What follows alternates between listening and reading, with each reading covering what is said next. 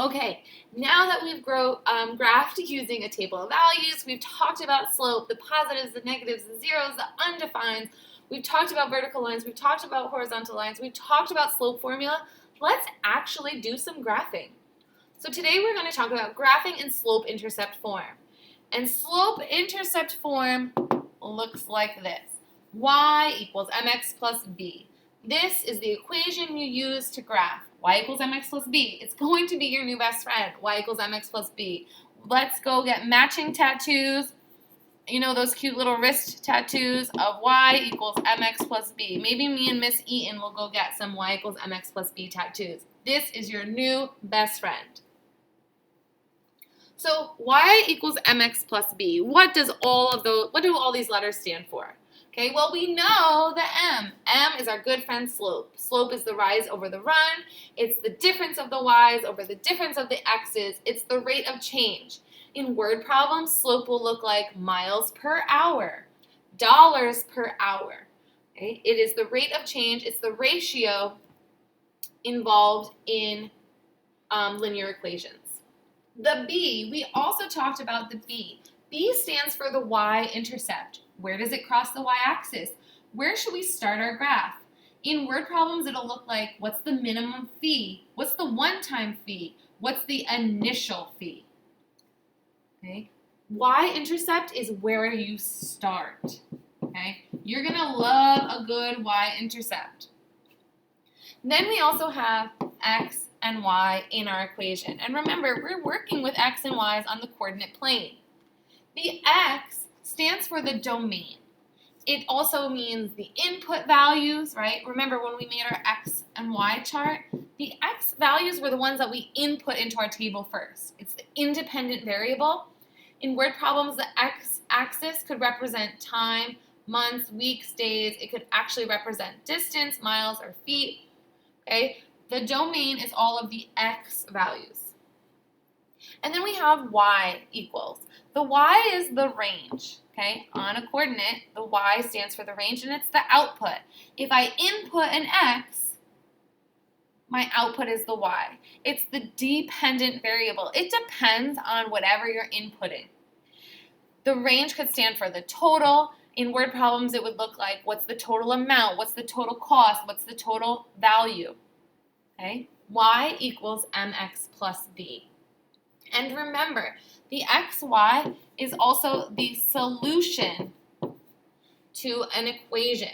So anytime you have a coordinate, you're going to plug it in to the xy for y equals mx plus b, and it will be on your graph.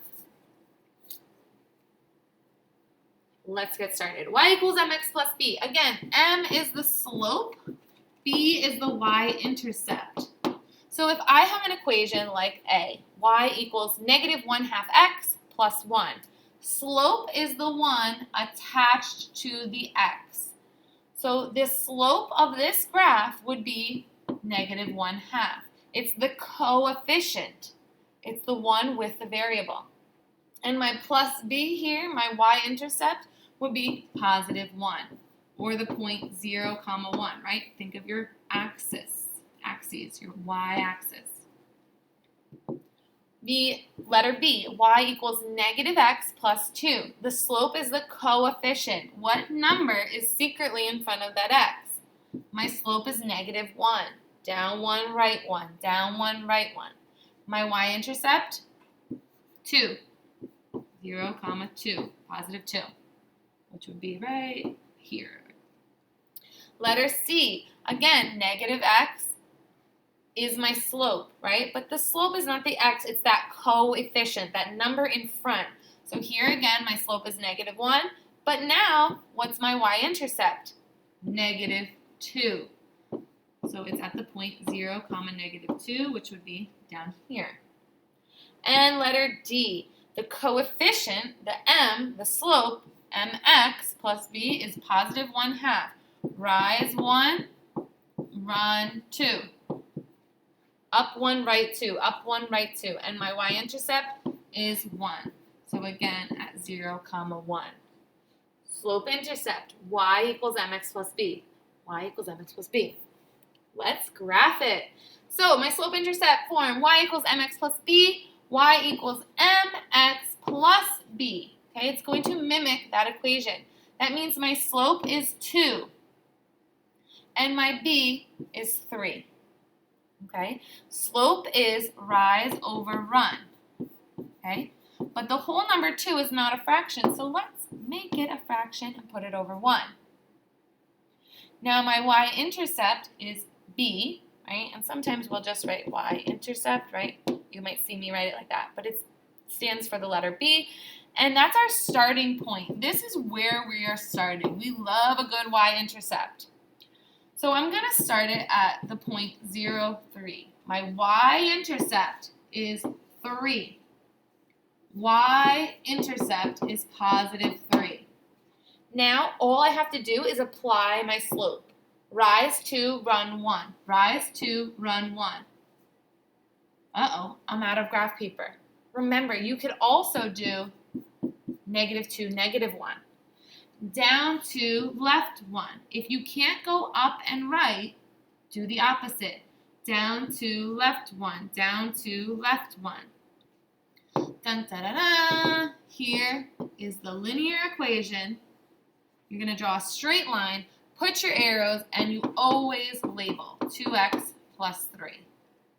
This is a positive slope of 2 with a y-intercept at 3. Let's try another. Y equals mx plus b. My equation is y equals -x plus 5. So what is my slope? It's that coefficient. Here there's no number, so I know my m is -1. And my starting point, this is where you start, is positive 5. Slope is rise over run. And it's not a fraction, so let's put it over 1. So I'm going to start at my b, okay, which is positive 5. It's the y-intercept. That's where you start. Okay. Now our -1. Negative lines. Imagine, close your eyes and think of what do negative lines look like? They go downhill. So, -1, positive 1, down 1, right 1, down 1, right 1, down 1, right 1, down 1, right 1, down 1, right 1, or up and left.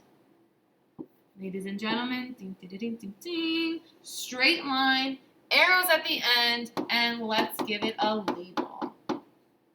This is the linear graph of y equals -x plus 5. I start at the y-intercept of 5, and I apply my slope of -1. Down 1, right 1, down 1, right 1, down 1, right 1. Next one, y equals -3x plus 4. My slope is that coefficient, -3.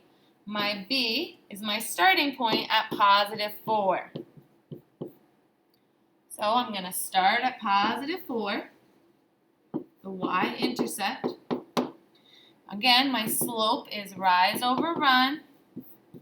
It's not written as a fraction, so let's write it as a fraction and put it over 1. Rise -3. Rise -3. Again, it's another negative slope, so I'm going to rise down 1, 2, 3 over 1. 1, 2, 3 over 1. 1, 2, 3 over 1. I'm going to connect. Dun, dun, dun, dun, dun, dun. Okay, this is the linear equation, right? You don't need these here, of y equals -3x plus 4. Notice how steep it is.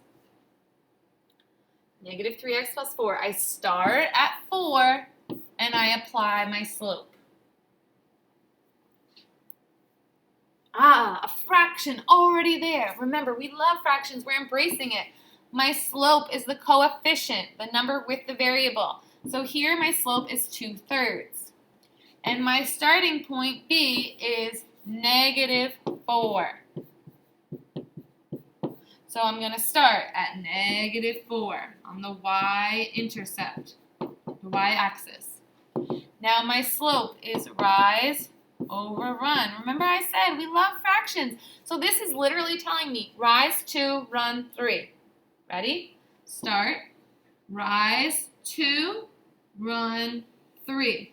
Boom, here's your next dot. Now, I can't keep going because I'm off the graph paper, so in some instances, 2 dots is enough. You're going to connect, straight line, arrows, and label. Y equals 2/3 x minus 4. Ladies and gentlemen, that is it. You start at the y-intercept and you apply the slope.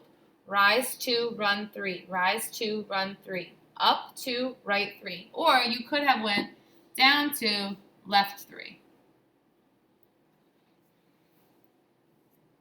Next one. Last one, actually. M is the number with the x. This looks a little suspicious. Okay, what number is secretly in my numerator? There's no number there, there's only an x. But you know, there always is a number, we just can't see it. So it's secretly a 1. Okay, pay attention to that negative sign. My slope is -1/2. You can write -1/2 x. You could write -1 over 2x. You could write 1 over -2x. Either way, you could write x over -2. They all are the same value. They're all equivalent. And what's my b? +3. So I'm going to start at 0, 3. So I'm going to put my y-intercept. That's my starting point always. Now apply my slope. Rise -1, run 2. So that's down 1, right 2. Down 1, right 2. Or up 1, left 2. Connect. Okay, you can get rid of all this. You don't need, this is just me trying to show you how to apply the slope. That's unnecessary in your graph. Y equals -x over 2 plus 3. I've got my slope of -1/2 and my b at +3. Let's go graph some more together.